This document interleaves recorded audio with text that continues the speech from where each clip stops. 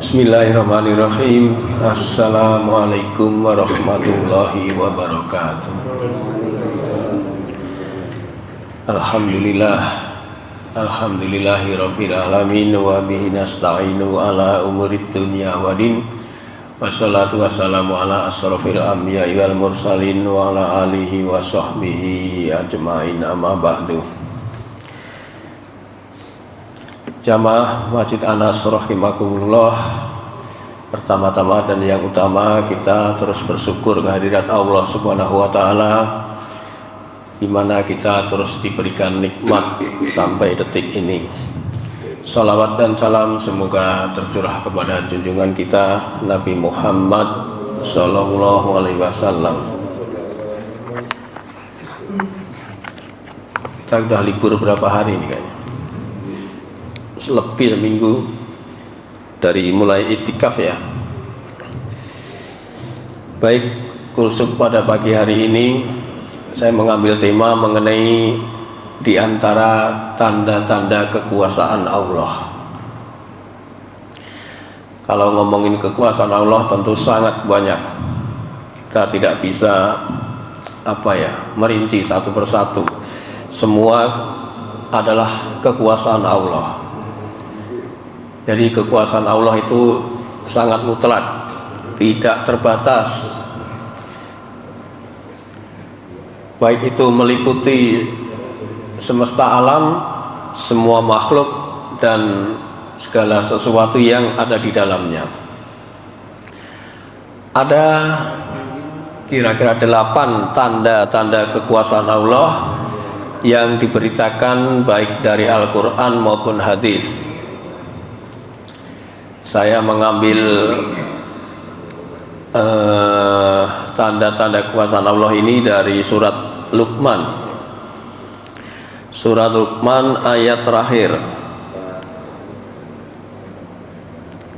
ayat 34. A'udzubillahi minasyaitonirrajim. Innallaha indahu ilmus sa'ah wa yunazzilul ghaiz wa ya'lamu ma fil arham wa ma tadri nafsum ma taksibu ghada wa ma tadri nafsum bi ayyi ardhin tamut innallaha alimun khabir. Sesungguhnya hanya di sisi Allah ilmu tentang kiamat. Ini kiamat merupakan tanda kekuasaan Allah, dan Dia juga yang menurunkan hujan dan mengetahui apa yang ada di dalam rahim, dan tidak ada seorang pun yang dapat mengetahui dengan pasti apa yang akan dikerjakan besok, dan tidak ada seorang pun yang dapat mengetahui di mana kita akan mati. Nah, ini hebatnya kan. Maka Allah sungguh mengetahui, maha mengenal. Nah, berangkat dari ayat itu ada 5 perkara mengenai kekuasaan Allah. Yang pertama tadi adalah hanya Allah yang tahu kapan kiamat terjadi. Tidak ada satupun manusia yang tahu kapan kiamat akan terjadi. Bahkan Nabi pun juga tidak tahu. Sebuah hari di mana dunia ini akan berakhir, dan pada saatnya manusia akan mempertanggungjawabkan segala amal perbuatannya. Ketika ada seorang bertanya kepada Rasulullah, yas'alukan nasu anisa'ah. Manusia bertanya kepadamu Muhammad tentang hari kiamat. Qul, katakanlah, innama ilmuha indallah. Ilmu tentang kiamat itu hanya di sisi Allah. Wa ma yutrika la'alla sa'ata takunu qaribah. Dan tahukah engkau, boleh jadi hari kiamat itu sudah dekat. Kan Rasulullah pernah ditanya juga oleh orang Badui, kapankah hari kiamat itu akan terjadi Rasulullah? Maka Rasulullah menjawab, apa yang sudah engkau persiapkan untuk hari kiamat? Jadi pentingnya mempersiapkan, membekali diri untuk menghadapi hari kiamat. Jadi mutlak kekuasaan Allah mengenai hari kiamat hanya Allah yang tahu. Maka oleh Rasulullah kita dianjurkan untuk mempersiapkan diri menghadapi hari kiamat. Yang kedua, ayat tadi Allah mengetahui kapan hujan itu turun. Dengan kekuasaannya Allah menghidupkan bumi dengan air hujan. Sesuai kehendaknya, air hujan itu turun di mana, berapa volumenya. Maka kalau di sini banjir itu jangan heran, karena volume airnya Allah yang tahu berapa ribu kubik untuk keperluan satu komplek. Maka sesuai kehendak Allah. Kemudian perlu diketahui bahwa hujan ini adalah rahmat dan airnya sangat bersih. Makanya jangan sampai ketika turun hujan dicela, Pak. Jangan mencela hujan, karena ini adalah rahmat bagi manusia. Wa huwallazi arsalar riyaha busram baina yada rahmatih. Dan dialah yang meniupkan angin sebagai pembawa kabar gembira sebelum kedatangan rahmatnya, yaitu hujan. Wa anjala minas samai ma'an dhahura. Dan kami turunkan dari langit, yaitu air hujan, air yang sangat bersih. Nih yang perlu kita ketahui, bahwa hujan itu adalah rahmat dan airnya sangat bersih. Al-Furqan ayat 48, Pak. Silakan nanti dicek, dibuka. Ternyata dikabarkan kepada kita air hujan itu sangat bersih. Maka saya sarankan jangan alergi, Pak, dengan air hujan itu. Bahkan banyak manfaatnya air hujan itu. Selain untuk menghidupkan bumi, tanaman, juga untuk kebersihan. Bahkan konon katanya untuk pengganti air aki, ya Pak. Ya mantap ya. Itulah air hujan. Maka ketika hujan, Rasulullah apa? Berdoa sambil mengadahkan tangan, Allahumma shoiban nafi'an. Nggak apa-apa hujan-hujan. Kemudian yang ketiga, kekuasaan Allah adalah Allah yang tahu apa yang di dalam kandungan seorang ibu, di dalam rahimnya. Walaupun sekarang ini sudah banyak ditemukan alat-alat canggih untuk melihat kondisi bayi, bahkan bisa dikatakan bisa ditebak bahwa nanti lahirnya laki-laki atau perempuan, ya, dengan alat USG. Namun pada hakikatnya masih dalam fase prediksi itu, Pak. Tidak mutlak. Sebab kenyataannya ada yang diprediksi perempuan, ternyata lahirnya laki-laki. Jadi terjawab ketika sudah lahir ke dunia, baru ketahuan bahwa janin itu laki-laki atau perempuan. Itulah kekuasaan Allah untuk menentukan bayi itu lahir laki-laki atau perempuan. Jadi apa yang di dalam rahim ibu itu hanya Allah yang tahu. Manusia hanya memprediksi. Keempat, Allah tahu nasib seseorang. Dalam ayat itu Allah menegaskan bahwa manusia tidak akan tahu apa yang akan dikerjakan dan apa yang terjadi pada masa yang akan datang. Semenit, 2 menit, sejam kita nggak akan tahu ke depannya. Jadi manusia hanya berusaha dengan cara yang terbaik, namun kembali kepada Allah. Allah lah yang menentukan hasilnya. Maka diperlukan doa. Selain berusaha, juga berdoa agar nasib kita ke depan ini lebih baik daripada sekarang. Karena nasib ini nanti berhubungan dengan takdir. Dan takdir itu yang mutlak bisa dirubah, Pak. Tapi yang merubah Allah dengan cara berdoa.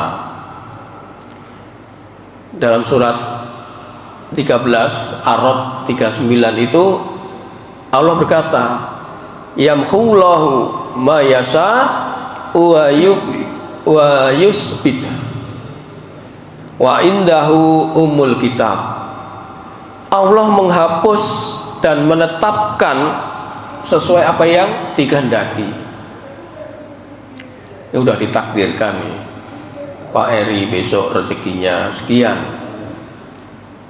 Ternyata karena Pak Eri berdoa, maka Allah bisa merubah takdirnya itu menjadi lebih banyak atau lebih sedikit, kita nggak tahu. Tapi yang merubah Allah.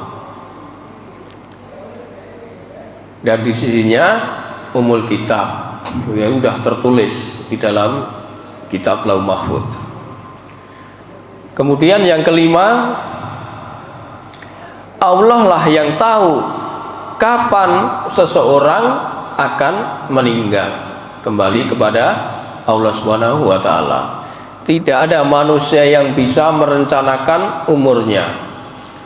Walaupun kadang orang yang sedang di rumah sakit dalam keadaan berbaring, kadang ada dokter yang bisa memprediksi. Sekali lagi memprediksi bahwa si fulan kemungkinan besar 3 hari lagi, seminggu lagi, ada kan ya, gitu Pak. Itu hanya prediksi dokter. Tapi tetap kekuasaan ada pada Allah. Kapan saatnya orang itu meninggal dan di mana tempatnya pun kita tidak tahu. Apakah di rumah sakit, apakah setelah dibawa ke rumah, atau di dalam mobil ambulan. Nah, itu semua adalah wilayah kekuasaan Allah. Yang keenam yaitu pergantian siang dan malam. Nah, ternyata di dunia ini tidak semua pergantian siang dan malam sama. Di Eropa ada yang malamnya mungkin 4 jam, 5 jam, siangnya panjang, atau sebaliknya. Nah, pergantian siang dan malam ini bisa diketahui oleh 7 golongan, yaitu orang yang berakal, orang yang melihat, orang yang mendengar, orang yang beriman, orang yang bersyukur, dan sebagainya. Kira-kira ada 7 golongan ini, Pak. Allah berfirman dalam surat Ali Imran ayat 190 yang kita sudah hafal semua ini. Inna fi khalqis samawati wal ardi wa ikhtilafil laili wa nahari la ayatil lil albab. Sesungguhnya dalam penciptaan langit dan bumi dan pergantian malam dan siang terdapat tanda-tanda kebesaran Allah bagi orang yang berakal, Pak. Kalau kita tidak merenungi, ya, kita tidak memahami, ayat lewat aja begitu, Pak. Tapi bagi orang yang berakal merenungi, ini dikatakan oleh Allah, bagi orang yang berakal, orang yang mengetahui tanda-tanda kekuasaan Allah pada pergantian siang dan malam. Kemudian orang yang melihat, An-Nur ayat 22, yuqallibullahu laila wan nahar inna fi dzalika la'ibratan liulil absar. Ya. Allah mempergantikan malam dan siang, sungguh pada yang demikian itu pasti terdapat pelajaran bagi orang-orang yang mempunyai penglihatan yang tajam. An-Nur ayat 22, Pak, surat ke-24. Jadi dikatakan sama Allah, orang yang mempunyai penglihatan, itulah orang-orang yang mengetahui pergantian malam dan siang. Dengan kekuasaannya Allah memberikan pelajaran kepada orang-orang yang tajam penglihatannya, artinya merenungkan. Kemudian yang ketiga, orang selain yang mendengar juga orang yang melihat juga orang yang mendengar. Itu ada di surat Yunus ayat 67. Walladzi ja'ala lakumul laila litaskunu fihi wan nahara mubsira. Dialah yang menjadikan malam bagimu agar kamu beristirahat padanya, dan menjadikan siang terang benderang. Inna fi dzalika la ayatil liqaumi yasmaun. Sungguh yang demikian itu terdapat tanda-tanda kekuasaan Allah bagi orang yang mendengar. Selain melihat juga mendengar. Ayat-ayat Allah diperdengarkan, kemudian direnungi. Yang keempat, orang yang paham. An-Nahl ayat 12. Wa sakhkhara lakumul laila wan nahar wasamsa wal qamar wan nujumu musakhkharatun bi amrih inna fi dzalika la ayatil liqaumi yaqilun. Dan dia menundukkan malam dan siang, Allah menundukkan malam dan siang, matahari dan bulan untukmu, dan bintang-bintang dikendalikan dengan perintahnya. Maka sungguh pada yang demikian ini terdapat tanda-tanda kebesaran Allah bagi orang yang paham, yakilun, yang mengerti. Keempatnya, kelima, kekuasaan Allah itu bisa diketahui dengan kalau kita bersyukur. Jadi orang yang bersyukur bisa mengetahui tanda-tanda kekuasaan Allah. Ada di surat Furqan ayat 62. Pantau udah hafal ini.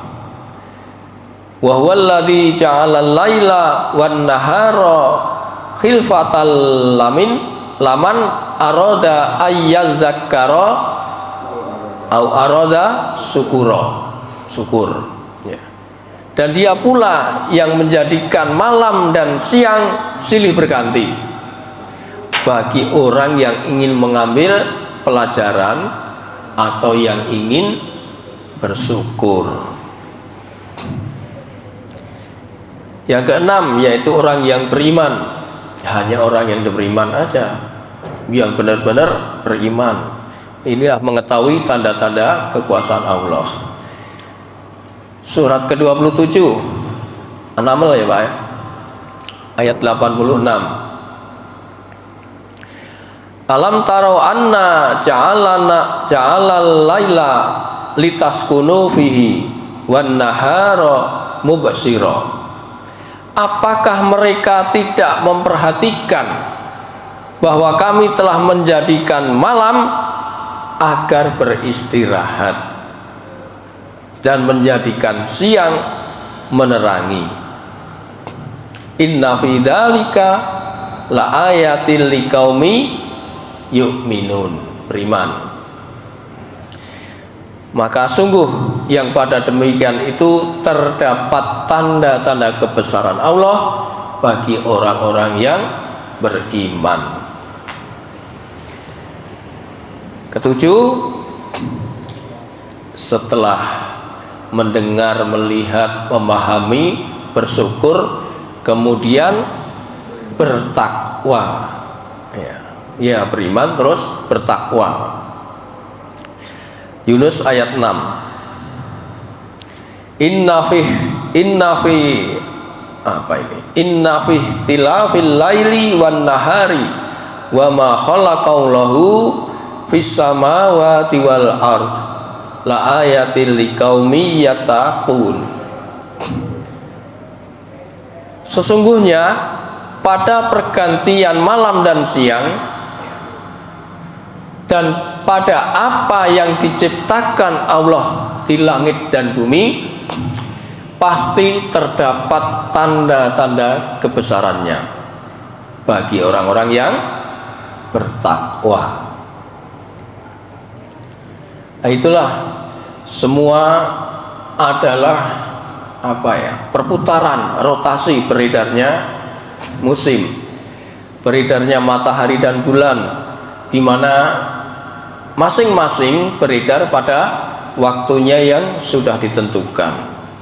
Jadi Allah dengan kekuasaannya itu membuat rotasi atau perputaran sehingga bumi ini bisa stabil. Coba kalau berhenti sedetik aja kacau ya Pak ya. Makanya tidak ada yang bisa kecuali Allah. Nah, Allah juga memberikan sinyal kepada kita bahwa untuk memperhatikan pergantian malam dan siang. Nah, ini ada 4 fungsi keutamaan pergantian siang dan malam.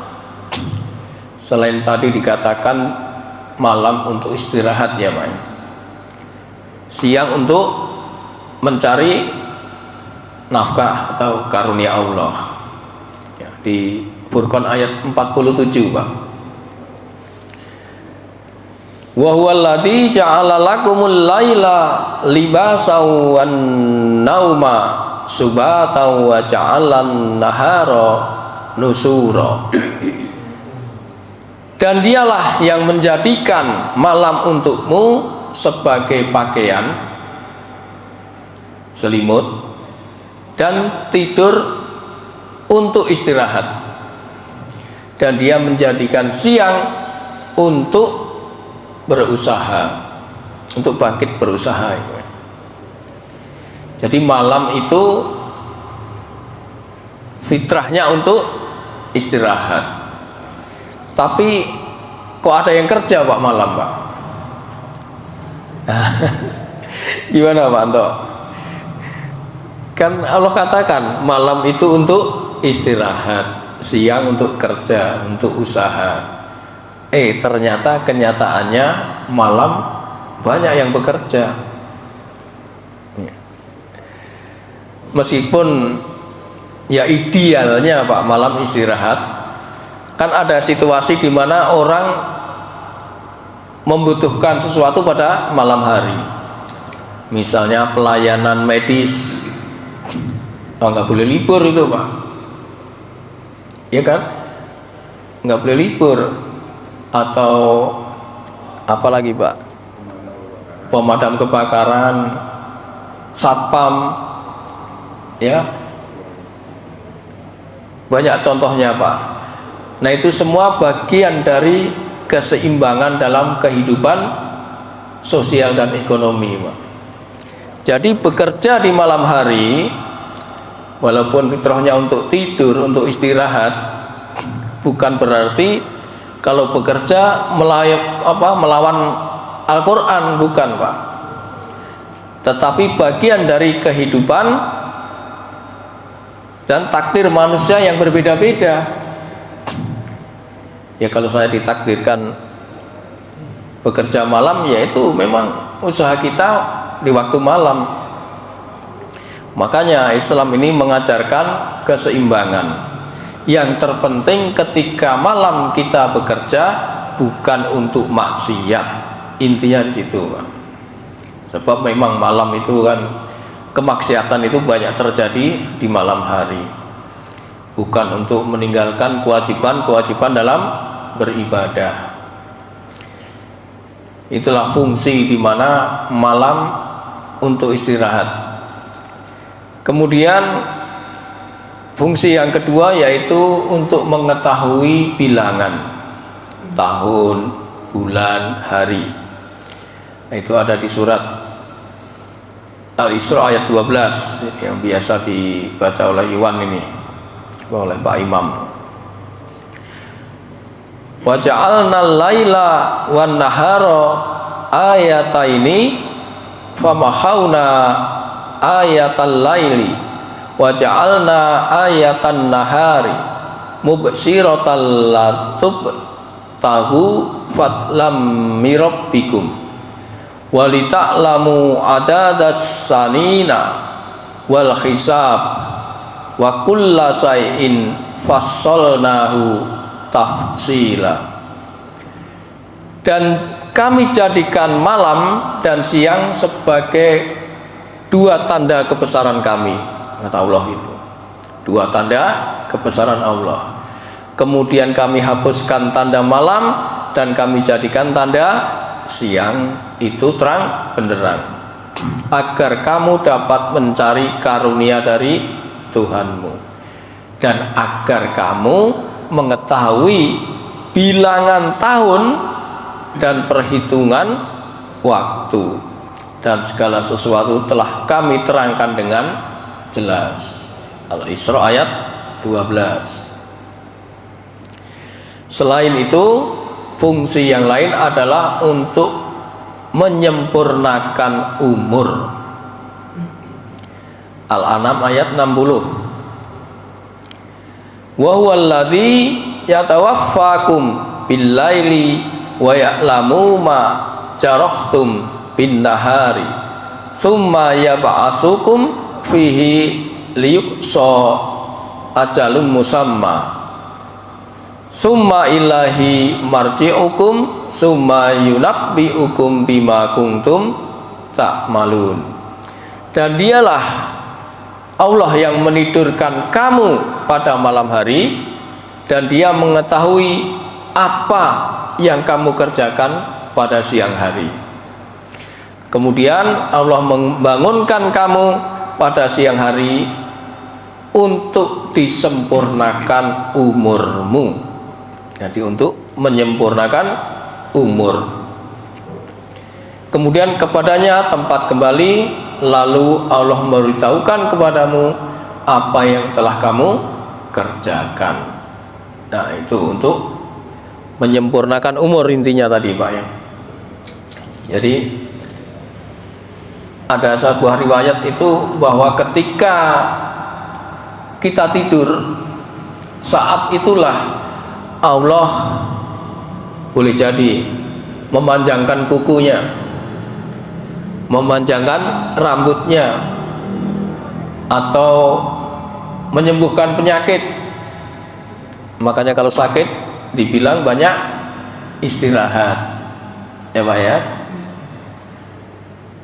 Coba kalau kita melek terus, kita tahu nggak kita kuku kita panjang itu? Enggak kan?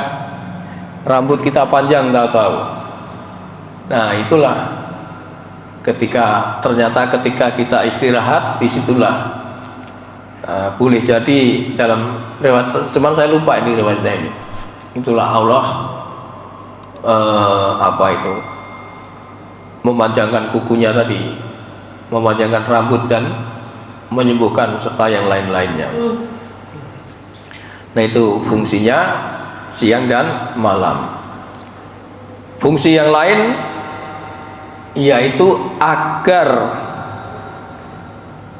kalau siang terus atau malam terus itu supaya bumi ini tidak panas atau dingin terus. Jadi ada keseimbangan, Pak.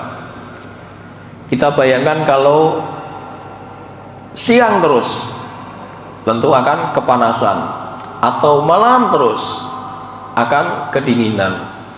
Nah inilah untuk keseimbangan, maka ada siang, ada malam. Surat 28, surat apa? Al-Qasas, Pak, ayat 72. Katakanlah Muhammad, bagaimana pendapatmu jika Allah menjadikan untukmu siang itu terus menerus sampai hari kiamat? Apa kira-kira, Pak? Kepanasan ya, Pak? Ya sampai hari kiamat. Siapakah Tuhan selain Allah yang akan mendatangkan malam kepadamu sebagai waktu istirahatmu? Ya kita ditanya, apakah kamu tidak memperhatikan? Inilah terbesit tanda-tanda kekuasaan Allah. Maka diberikan panas, juga diberikan adem, dingin ya Pak ya. Nah, selain itu juga kekuasaan Allah lainnya adalah menghidupkan dan mematikan. Wah, ini udah jelas lagi ini. Lahu mulkus samawati wal ard yuhyi wa yumit wa huwa ala kulli syai'in qadir. Miliknya lah kerajaan langit dan bumi. Dia menghidupkan dan mematikan. Dan dia maha kuasa atas segala sesuatu. Jadi kalau mau lihat di antara ya Pak ya, pekerjaan Allah dalam penciptaan itu nanti bisa dibuka di Al-Hajj ketika Allah memproses rahim. Panjang sekali ayatnya. Untuk apa diciptakan mati dan hidup? Ada yang tahu? Kenapa Allah menciptakan mati dan hidup? Berkuasa atas itu, yaitu untuk menguji siapa di antara kalian yang paling baik perbuatannya. Alladzi khalaqal mauta wal hayata liyabluwakum ayyukum ahsanu amala. Yang menciptakan mati dan hidup untuk menguji kamu. Siapa di antara kamu yang paling baik amalnya? Wa huwal azizul ghafur, dan dia maha perkasa, maha pengampun. Karena ujian bisa jadi ada yang lulus, ada yang tidak lulus. Bagi yang lulus jelas kembalinya ke surga. Nah, kekuasaan Allah lain yaitu Allah adalah sebaik-baik pemberi rezeki. Kalau ada orang yang kaya suka memberikan rezeki, atau ketika Nabi Sulaiman aja memberikan makanan kepada ikan, dia pun menyerah hanya beberapa hari saja. Nggak bisa sekaya apapun dia akan memberikan rezeki, pasti terbatas. Tapi Allah tidak. Makanya Allah dikatakan di Quran itu Allah sebaik-baik pemberi rezeki. Apa sih rezeki ya yang didapat oleh manusia itu? Yaitu banyak rezeki. Allah memberikan rezeki mempunyai kekuatan serta kokoh. Artinya tidak habis-habis rezeki Allah itu. Bahkan dikatakan rezeki Allah itu yang diturunkan di bumi itu hanya sekedar secelup jari di laut. Masih banyak segitu. Dalam hadis Arba'in dikatakan, Arba'in nomor 24, wahai hambaku, jika orang-orang yang terdahulu dan orang yang terakhir di antaramu, sekalian manusia dan jin yang tinggal di bumi ini, meminta kepadaku, lalu aku memenuhi seluruh permintaan mereka, tidaklah hal itu mengurangi apa yang ada padaku. Sebagaimana sebatang jarum dimasukkan ke dalam laut. Nah, itu aja yang diberikan di bumi ini. Nah, mengenai rezeki ini sebagai tanda kekuasaan Allah, itu bisa ditentukan secara umum. Ada yang diminta dan ada yang tidak diminta. Ada yang diusahakan, ada yang tidak disangka-sangka. Nah, ini rezeki yang sudah ditetapkan. Di ayat Al-Isra ayat 70 itu Allah mengatakan, dan sungguh kami telah memuliakan anak cucu Adam, dan kami angkut mereka di darat dan di laut, dan kami beri mereka rezeki dari yang baik-baik, dan kami lebihkan mereka di atas banyak makhluk yang kami ciptakan dengan kelebihan yang sempurna. Ya. Itu rezeki yang sudah ditetapkan secara umum. Jadi dikasih rezeki dengan yang baik-baik dan dengan kelebihan yang sempurna. Kemudian rezeki yang diusahakan, Al-Muluk ayat 15, huwa alladzi ja'ala lakumul arda dalulan famsu fi manakibiha wa kulu mir rizqih wa ilahin nusur.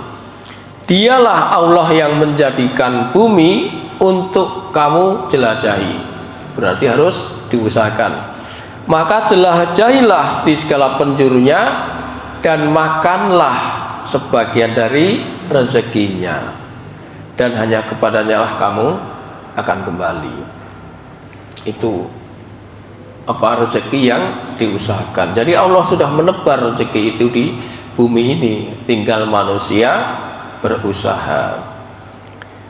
Kemudian rezeki yang tidak disangka-sangka, ini Bapak udah tahu semua, yaitu di At-Tolak ya Pak, At-Tolak ayat kayaknya yang terakhir itu Pak, wa yarzuqu min haitsu la yahtasib.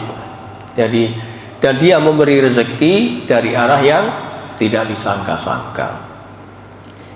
Jadi ada rezeki sebagai tanda kekuasaan Allah itu ada yang sudah ditetapkan secara umum, ada yang diusahakan, ada yang tidak disangka-sangka.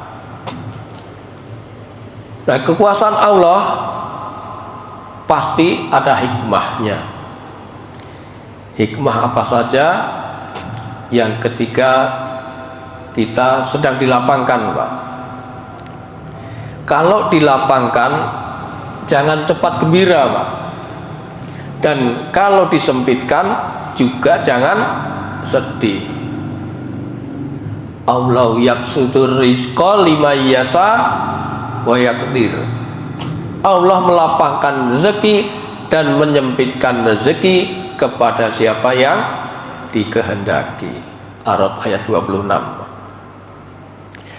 Nah, kalau dilapangkan, jangan lupa ingat kepada orang lain, karena sebagian harta yang dititipkan itu ada hak untuk orang lain. An-Nahl 71, Pak. Dan Allah melebihkan sebagian kamu atas sebagian yang lain dalam hal rezeki. Tetapi orang yang dilebihkan rezekinya itu tidak mau memberikan rezekinya kepada para hamba sahaya yang mereka miliki, sehingga mereka sama-sama merasakan rezeki itu. Mengapa mereka mengingkari nikmat Allah? Jadi ingat, jangan sampai rezeki yang dititipkan kepada kita itu kita makan sendiri, tapi ada sebagian yang harus dikeluarkan untuk orang lain. Nah, kalau dilapangkan untuk dirinya sendiri, maka di akhirat tidak akan dapat bagiannya, Pak. Itu konsekuensinya. Barang siapa yang menghendaki keuntungan di akhirat, akan kami tambahkan keuntungan itu baginya. Ini kalau tujuannya akhirat.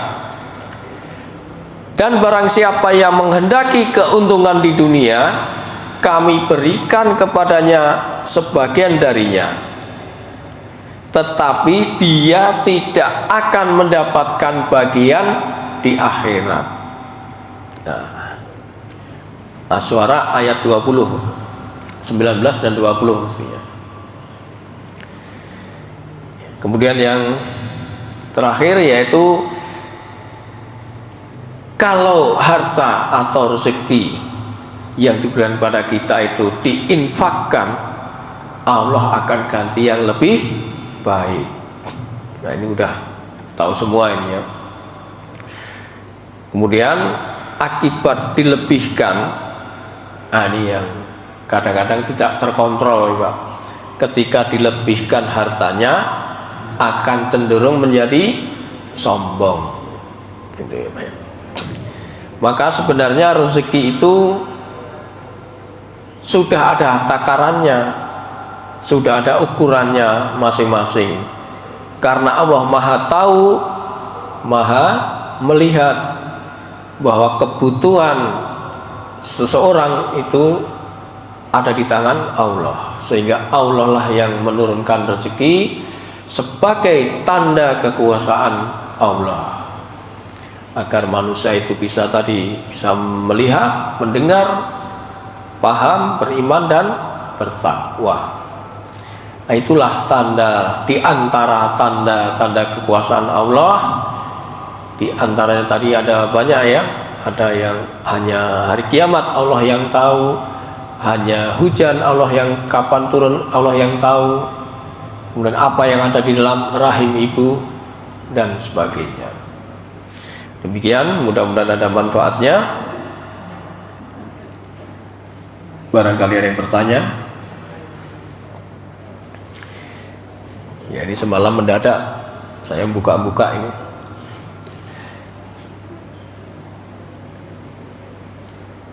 Sudah cukup?